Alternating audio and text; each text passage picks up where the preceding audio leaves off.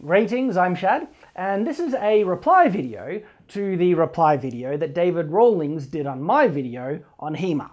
Now Dave, meaning Dave Rawlings, is a wonderful guy. I've been subscribed to him for quite a while now. And at first I wasn't really sure that reply video was needed, and perhaps it isn't fully needed anyway, because I don't want this to explode into a YouTube controversy, which is pointless. It doesn't achieve anything if that happens. And I'm not the type of person to try and capitalize on such controversies and stuff like that just for views. And of course, as evident by this video, my mind has been changed since then.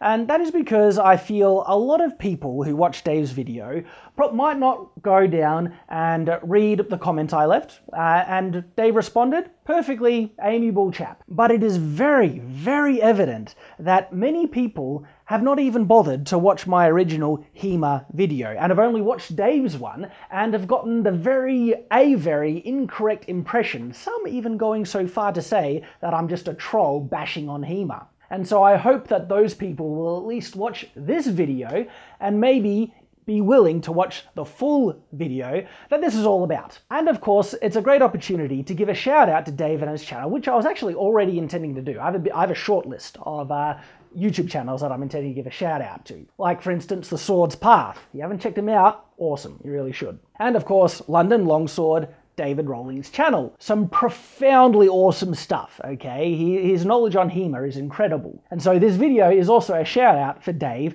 Please go check him out and subscribe if you have not already. There is also another reason why I'm making this reply video. I think it's a good opportunity to demonstrate to people on how to respond to criticism. I haven't unsubscribed from Dave's channel. Still there, I've still subscribed and I'll still watch his stuff into the future because I love that content. It doesn't matter that if he doesn't like me or not, and it's very easy to be offended by things. In fact, people do it all the time. Outrage culture, it's in the world. I hate that. I think outrage culture is a profound manifestation of deep immaturity. I believe being offended by something is actually a choice we make. We can't control our initial emotional reaction because our emotions can run away from us at many times. But what we choose to do next is exactly that. It's a choice. And you know what? Who wants to have enemies in the world, okay? People can hate you, but it's your choice if you're going to hate them back. So, to the matter at hand.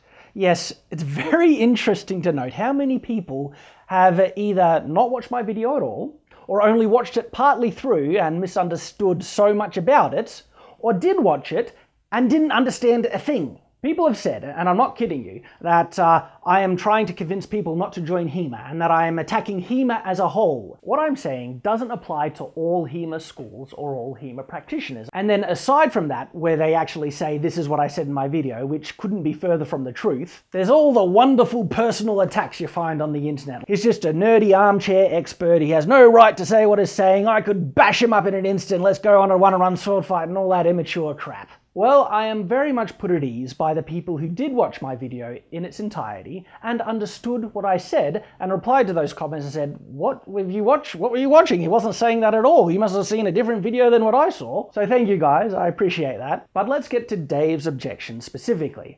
Now, fundamentally, I think it's a big misunderstanding because the points that he raised in this reply video don't actually contradict my argument that I had made in my original video. Now, you can go watch Dave's video, it's linked below, but I think I've got a fairly good grasp on what he was saying, okay? And fundamentally, it were these three main points. First of all, he feels that my argument was lazy in the sense that I didn't do enough research into HEMA before reaching my conclusions. So from what I understand Dave was saying is that he feels HEMA works and that he just needs to dig deep enough to find the answers. I wouldn't completely discard something that you perceive as having no use because it may do. You might not have encountered the situation where it's right and where it's pertinent. And because he feels I didn't do that, my argument was lazy. So that's actually kind of the first 2 points. That it was a lazy argument and that the answers still exist in HEMA.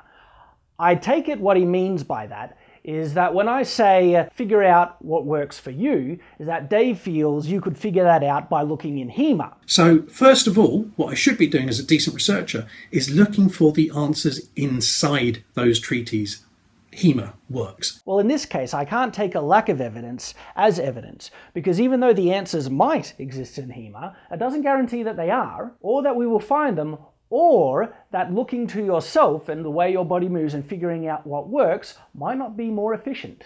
Now, is it lazy to not want to dig through all the treatises that exist to confirm or validate a move that you have found to work? For instance, my leg pulling back thing, which many of people have been able to point out, oh, it's actually a legitimate historical move, even though I have never seen it in a treatise. And many, well not many, but several HEMA practitioners have told me it's not historical and that I should stop. Well, if that is how someone defines something to be lazy, then yeah, absolutely, it's lazy. But being lazy doesn't mean it's wrong. It just means I'm lazy. I've always been about efficiency. If I can find a way that achieves equivalent or even better results for less work, I will take it. That's what I've always done. That's what I see innovation is about. But that approach might not be HEMA as some define it. And this is where we get to a very big part about this whole debate. And that is, what is HEMA? Some might say that I am unqualified to comment on this. Well, I'm pointing out the direct definitions that people in the community have told me what is HEMA. And then I'll share my observations based on that. And anyone is allowed to share, what they think about something. And if you agree with me or not, that's your choice. And it is this. The two big definitions of HEMA, and I'm not, paraphrasing you. This is very quite literally what I've come across, especially since posting my video. It is this. HEMA is historical martial art, okay, defined and taught by historical sources, but because when you fight, and this is what Dave Rawlings was saying in his reply video, he says he cannot predict what his opponent will use. He will fight against styles that he does not get to ordain to use his specific words, and because of that, he must adapt to that based on his HEMA understanding, and because of that, he feels it is HEMA as well. So HEMA, although we work from resources and we try and perfect the techniques from those sources, is massively influenced and cannot avoid being influenced by outside influences that come into our class and try and hit us. The thing is, there is another definition of HEMA held by many people who practice HEMA, and that is, if it's not in a treatise, if it's not described, okay, in a historical source, it is not HEMA then. And I've seen and experienced it goes a step further, that there is in the HEMA community an active discouragement to try and stop people from doing something that isn't historical. Now, many people have pointed out it's what you want to get out of HEMA, which is the thing about this debate. And I get these comments as well, because if you are going into HEMA to want to learn how they fought historically, then that's fine. I don't have an issue with that. But if you're going into HEMA to learn how to fight with a medieval sword to the best of your ability, that philosophy, that if it's not historical, it's not therefore it's disallowed, that is counterproductive to those people's desires. And it's actually counterproductive to what I want. I'm actually more interested in learning how to be the best swordsman I can be than learning how to fight the historical way. And then it depends on how you define HEMA, if you consider my philosophy to be HEMA or not. And I've seen a divide in the HEMA community in regards to that. I think there is a logical argument to say that whatever legitimately works in sword fighting is a historical thing, because there is a very high chance that someone else did it before. If it works, most likely someone else figured it out. Therefore, that could be considered HEMA, but there are many in the community that disagree with that completely. And because of that, I actually don't say I practice HEMA. I enjoy HEMA, I like to study HEMA, I love watching YouTube videos about HEMA,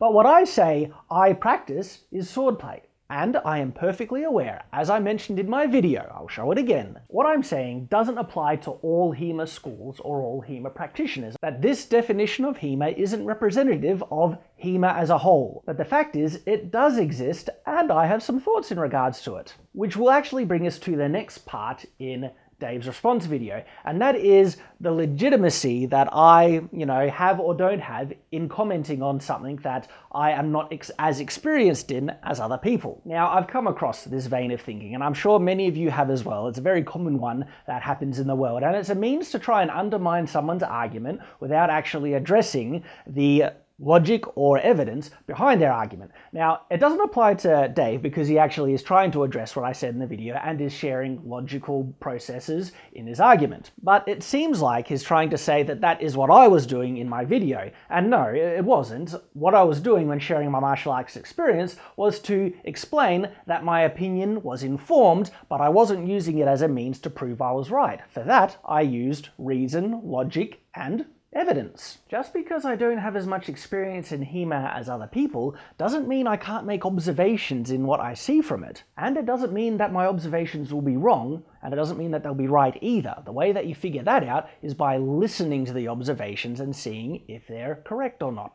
Look at the logic and evidence. Fundamentally, the main message of my original video was if you go into HEMA to try and be the best swordsman you can be, and you find a club or a teacher that won't allow you to try anything outside of the historical sources, HEMA will be an imperfect means for you to achieve that goal. People tend to have this reaction when they hear statements like that, because when I say HEMA is imperfect in this sense, they then take that to mean that I'm saying HEMA is bad and you shouldn't do it. I mean, come on, guys. Use some intelligence, please. You know that's not what I was saying. I said I love HEMA, and if a HEMA club opened up anywhere near me, I would be there in a flash.